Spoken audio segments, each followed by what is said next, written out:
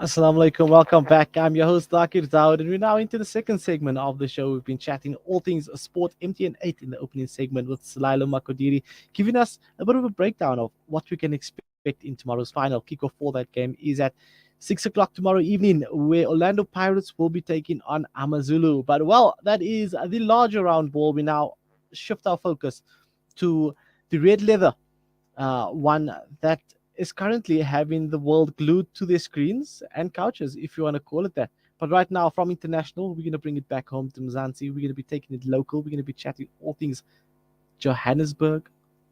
And to break things down a bit further, all things Lenasia. Tonight, I'm joined by Mohsin Ahmed, who's going to be telling us everything we need to know about Lenasia Cricket Club and their 28 years of existence and how they've managed to keep a community so tightly knit through the cricket club. Mohsin, good evening. Assalamu alaikum. Thank you for joining me on Salam Media this evening. Wa alaikum assalam wa rahmatullahi wa barakatuh. And Jazakallah Zaki for giving us the opportunity. Always a pleasure, Mohsin. I mean, 28 years in the game. How long have you been involved with the club, Mohsin? I've been involved with the club since the inception, which was in 1995. But just about our history, although the Lenasia Cricket Club is 28 years old, in 1995, when we were part of the Gauteng Cricket Board, all the clubs from the community of Lenasia merged and formed the Lenasia Cricket Club. So we might be 28 years old, but the history of cricket within this community spans back in the 1940s and even before that. So I myself played for a club called Lenasia Spurs when I was young. So I think in 1995, clubs like Crescents, which I think is almost 100 years old today, Lenasia Spurs, Lenasia South, Tasmanians and Queensland merged and formed a club called Lenasia Cricket Club. The board then wanted the community to rather have one club rather than multiple clubs in the community. I think before obviously the unity in 1994, obviously we played cricket amongst ourselves, and that's why we had many clubs within the community. So the history, like I've told you, Zakir, goes back a lot longer than just 28 years in the community of Lenasia. And tell me, what was the reason behind all the clubs merging to create one club called Lenasia Cricket Club? I think we were all then part of the Gauteng Cricket Board, and the board, obviously, we were still very fresh in unity in terms of before just when we formed one board. The board wanted the community to rather have one club within the area, and obviously then we were forced by the board to then merge and form one particular club and try and bring all our resources together in the community. To a certain extent it worked, but also it has its disadvantages in terms of the amount of cricketers you produce within the community. And do you think that actually worked in the favor of the Lenasia Cricket Club? Because now you've got all these clubs merging to create one club, and I'm pretty certain that the best players of all of those clubs would be your starting 11 that would take the pitch on a Saturday or Sunday for Lenasia Cricket Club. Absolutely. That has helped quite a bit, where we obviously brought all the best players together, and we produced a lot of players, even for international level, through that particular merger. So I think Lenasia has that history where we have produced some sound performances and sound players that have come through the community, which I can go into as we go along into the interview, that have played somewhere along the line first-class cricket for the provincial team or at international level as well. No, definitely. Please tell us a bit more about some of those players you said that have went on and played provincial and also international cricket. Who are some of the stars that came out of Lenasia Cricket Club? Okay. Just to name a few, I mean, there's many I can't go through, but I just obviously didn't have enough time to prepare. I just mentioned for one, Hussein Malak, for example. He was part of this community, grew up with his cricketing community with a club called Pirates, then into Lenasia Cricket Club. And Hussein was one of the few, the first tour that South Africa had post the apartheid period going to India. He was part of the South African team under the captaincy of Clive Rice. that was part of the team that went to India. That was the Friendship Tour back in 19, I believe, around 1994, somewhere around there. Then we've also produced a player like Ahméd Náwàb. Also, he played for South Africa under 19.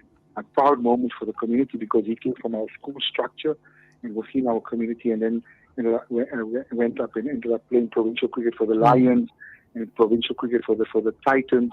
I don't know if people can go there and recall and see. Ahméd Náwàb also played for South Africa. A proud moment when he went to England and South African under 19 team and scored a century in England as well. Another player of note that played in the under 19 World Cup that comes from our school structure here as well is a player who's still currently playing first-class cricket at the moment, Shailen Pillay.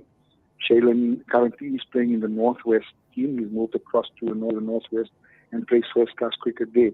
But Shailen also represented South Africa at under 19 level, and I played, I think, in the World Cup in Australia as well and represented. So those are proud moments from within our community, but also administrators. We have produced administrators from our community. I'm sure you must have heard of Dr. Mohammed Musaji, who was the South African team manager, obviously now no more. He's an executive member of Lenasia Cricket Club, and he comes from Lenasia Cricket Club.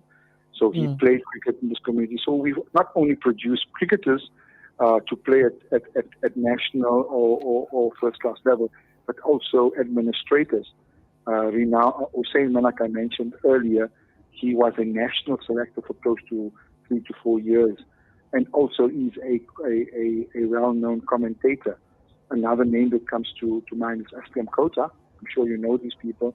Aslam Kota is also currently the PRO of Lenasia Cricket Club, and he should have been on this interview as well, but he was unavailable.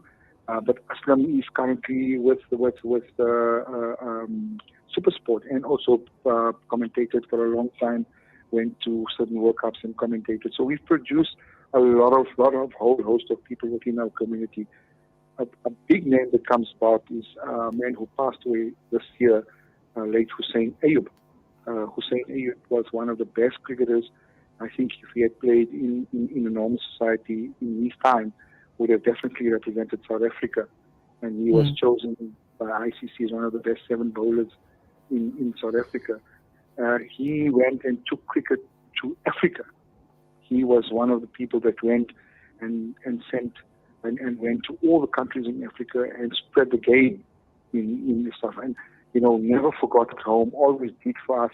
We've had a number of cricketers from Africa come and play in Lenasia, from Uganda, from Kenya, that played for us years, and through Hussein Ayub's assistance in his involvement in ICC Africa, brought these players to come and play and help us further their cricket, and also help us produce cricket within our community. And I mean, it's things like that the guys it's things like that the guys now these days can look up to from the community and know that anything is possible because they've actually got real life role models to look up to and people that have walked their walk that can now go out there and tell their story. But I mean, looking at that and the rich history that the club comes with moving forward, where do you see the club going to from here? Do you see the club being a dominant force in Gauteng cricket and still feeding some of your top quality cricketers to your provincial teams and your national team? Absolutely, without a shadow of a doubt. Lenasia Cricket Club, like I said, the only club within the community that's really producing cricketers. We've got a lot of projects that we're busy with. We produce a lot of players for various provincial teams. Like I said, it's not only about senior provincial teams. The Lenasia Cricket Club currently has teams ranging from under 7 right up to Premier League. Premier League obviously feeds into your provincial teams. And then we've produced a good number of youngsters that have played provincial leagues in the various age groups, be it under 12, be it under 13, be it under 16, be it under 18, under 19, under 21. So we obviously work with this. The club has a host of coaches that we employ. We employ close to 8 coaches in the club that will coach all our kids from all our age groups to obviously play provincial cricket. We're now in November, so we'll have all our national weeks in all the various age groups from under 13 to under 19 in the first weekend of December. So obviously our coaches are currently working with all these players to prepare them from within our community to represent the province against Natal and in the various age groups, against Easterns, against Northwest, against Northern Cape, all these teams there. Tournaments are going to be happening in Joburg, in Pretoria, in Benoni, and in Durban as well. So obviously we're busy, working with those kids to the stuff. We also have senior players that are currently playing and training with the call squad, which is the feeder team to your provincial team in the Lions, in the provincial team, and they go for training and obviously playing those things there. And we've also worked with relationships. We've had players playing the Winter League in Scotland. You know, just before I came on air, when I got a call from your producer, we were busy just saying farewell to one of our 21-year-old players who's leaving tomorrow morning and going to play cricket in New Zealand. And the scope is not only at provincial level, it's become so open internationally. And Ridwan Keria is his name. He leaves tomorrow morning for New Zealand, and hopefully he makes a name for himself in New Zealand. His plan is to go out and coach and play cricket there, and hopefully, being young, plays within that country, and one day we see him on TV and be proud that he's come from within this community. No, definitely. And those are the type of stories that we want to hear, the feel-good stories, the ones that allow the rest of the public in South Africa out there to feel one with the team. And I mean, looking at that now, 28 years of history, I'm sure that there's been some challenging times at the club, in the community, trying to keep things together and pull things through. But what are some of the values that you guys stood by in order to dig deep through those tough situations and keep the club together so that you could survive it and rise above whatever adversity came your way? And now we can tell the story of 20 years still around and still dominating the cricketing space. I think we always have challenges, Zakir. You know, Lenasia is, in my opinion, in your opinion, the board is a township. We're not from the suburbs that have the financial resources to be able to do a lot of things. We have lots of challenges. We have a lot of kids that play, that parents work on weekends, that we have to make sure we transport to the various grounds in and around Gauteng, in Joburg, to play cricket. For example, tomorrow our under-11, under-13 team plays in Randburg. All those parents work. So we have these challenges on a continuous basis. And obviously with that, we try and rise above it and make sure that, you know, we don't let these things put us down. It's the hunger and the passion within the administration and the coaching staff that will go out and produce. And without that, you know, we without financial resources, we definitely be found wanting. For such a big, in fact, we're one of the biggest clubs in the Gauteng League, with 7 senior teams and 8 or 10 junior teams playing in the various teams. So we are one of the biggest clubs, but we always have challenges. And with challenges, we work hard. And I must mention, for the last 5 seasons, we've been so blessed to have a humble human being like Ahmed from a company called Big Bomb. That's why we are actually called Big Bomb Lenasia Cricket Club. Big Bomb is a company that produces stock sweets, and they've been a principal and a sponsor of the club for the last 5 years. It's really kept us afloat. And I must tell you a little story. I mean, Ahmed, I've met him twice in 5 years. He's such a humble human being. He sponsors the club to make sure we produce cricketers within our grassroots areas. He's always said that that's his aim, is that we must make sure we give every kid an opportunity, whichever background him or her comes from, to be able to play at various levels. So yes, we've always had challenges. The other challenge we've had is facilities. You know, they're not best of facilities within our community, but, you know, and with the apathy, if I must use it, with the council and the current regime in terms of helping us with facilities is lacking. So we have to do a lot ourselves. We have to do a lot in terms of produce our fields, help our fields. I mean, Lenasia is so fortunate that it's got the only field in Indonesia where you have 8 playing fields next to each other. It's the only one in Gauteng. But unfortunately, the state of that particular facility is so down in terms of because of council apathy. So we have to produce a lot to be able to play in this. So we have to maintain these facilities so that our kids can play in the various stuff. The fortunate thing is we also have the difficulty in our community is we don't have schools playing cricket. Like in the suburbs, we have cricket schools where they feed into clubs. We don't. We, as a club, do the work that schools supposed to have been doing. So we make sure we produce. I mean, for a club to have 10 junior teams with no schools participation within our community, we really, really have achieved a lot in terms of bringing kids to come and train. And every Wednesday, every Friday, and play every Saturday. The game is no more seasonal sport. It's become a sport where you're playing in winter tournaments during winter and summer tournaments. Obviously, your cricket season. So it's a 12-month thing that you're continuously working and trying to produce cricketers. I think with all these we keep ourselves. It's the passion to see these kids go out and score hundreds, to see kids go out and score and take 5 wickets. I think that's the kind of hunger and passion that keeps a lot of the administration still in the game. And it's the type of things that that's what keeps the community together. Having those people that are not involved in school cricket coming through, playing club cricket, having that one opportunity to now rise above everything to prove yourself on a club stage.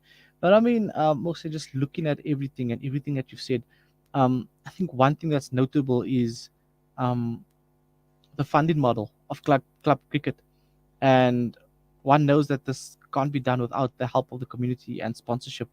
What an intricate role does funding and sponsorship play in Lenasia Cricket Club? Absolutely, it plays a huge role to our club. Like I said, we employ 10 coaches. We then transport kids and kumbis to the various grounds. When you're playing at home, you feed players. You've got to buy cricket boards. You've got to buy kits. If we don't have fundraisers or we have principal sponsors, we'll be doomed. We won't be able to be as big as what we are. Yes, we do have subscriptions, and obviously we do have a lot of amount of parents that cannot afford to pay subscriptions to the club. So that helps us. Like I've mentioned to you, we've got a company like Big Bomb. That's why we've called Big Bomb Lenasia Cricket Club. That has come to the party for us over the last 5 years. And he's been so instrumental in terms of assisting us produce cricketers and take the club to bigger heights. We also have fundraisers like dinners. We have fundraisers like golf. We're actually planning a dinner now for February next year and a golf day for October later in the year. And hopefully that funding in those ones goes into the club where we can obviously push that funding into our kids. We also have partnership within informal settlements around us, like Tembedlisle and Orange Farm, where kids from those communities come and play, which obviously cannot afford anything. So we then obviously try and raise funds within our sponsors and our dinners and our subscriptions to be able to finance those things. It's become a very, very expensive game. I'll just give you an example. A ball at Premier League at the moment is close to 1,000 rand. When you're playing games for a season, junior balls, they're like about 150 rand each, and you're playing about 20 games just in the cricket season from October to March. So it is expensive. But like I said, the hunger keeps us going. And we've got a lot of passionate executive under the chairmanship of Suren Surinam. And we've got quite a few elder statesmen that help us to go and produce, to find these funds and make sure that we obviously keep our head above water. No, definitely, and doing an amazing job at it. At the same time, it's quite phenomenal to see how a club can go from strength to strength. But yeah, looking at that, I'm sure the season's coming to an end now. What did you make so far of the season this far for Lenasia Cricket Club? Zakir, I think we've just started our season. The season is actually from October to to March next year. So we've This only is just so started our confusing with season. all the cricket happening right now, Mohsin. You've got the T20, you've got Yeah, the SA20. You're not sure whether you're coming or absolutely. going. You sure you Like guys are going to need like you 20 said, cricket balls going forward for the season? absolutely, absolutely. I'll tell you, we've obviously played in the Winter League, and I'm going to just tell you a little bit of achievements in the Winter League that our under 13 team got into the semi-final of the Winter League, and then our under 15 team actually got into the final of the Winter League tournament. It was called the Josie Cup, run under Gauteng. And again, we had a wonderful sponsor, what you call this, come on board. Um, to form, also people from within the major community that got involved with Gauteng cricket and Deodora. It was called the Deodora Josie Hmm. Cup. And our under 15 team and the board was so, the CEO, John O'Leaf, had this tournament that we played in various grounds at the first round and the semi-finals, but all finals were played at the Wanderers, which was at the Wanderers Cricket Stadium, which everybody calls the Bull Ring. And Mm. our under 15 team got to the final. Unfortunately, didn't win, but a proud moment for the club to see them make it to the final. And then we had all our Premier team and all of them played, and we also had a over 40 veterans team. That's all our older cricketers that have obviously stopped playing cricket, and they played in this tournament, and they also got into the final. So we had two teams playing the final, which was a huge achievement. We then, after that, went into the Black Widow tournament, which is hosted by Delphos Cricket Club, and our under 15 team won that particular tournament, and our under 13 team got into the semi-final and just lost in the last over. So those were good achievements. We won batsman of the tournament in both the under 13 and the under 15 age groups. So we've done well. Now we're into the real cricket season. We've just finished our T20 at our Premier League level, and we've just started playing 50-over cricket. We've played last week. We won our first league game, and we have our Mm. second league game. One of the proud things is the Lions captain, Malusi Siboto, is the current Lions captain. He's just playing in the FA T20. He is a member of the Big Bomb Lenasia Cricket Club. So hopefully we're going to be seeing him at the club this Sunday playing his first game of the season. So we've still got a long road ahead. You know, we were just busy sorting our wickets out with all the rain that we were having to make sure we play tomorrow and on Sunday, hopefully, weather permitting. So Exciting hopefully we times. do well, and Mm. absolutely we're looking to win leagues hopefully by the end of March. And it's definitely possible. What are the times for those matches, and what time will we see the first ball being bowled on Saturday and on Sunday? Okay, so, well, Saturday is basically our junior cricket. All our games start in the day wherever we're playing home and away. We start at 8 o'clock. They're normally 20 or 25 over games. Tomorrow, our under 13s are playing at our building, which is our major cricket stadium.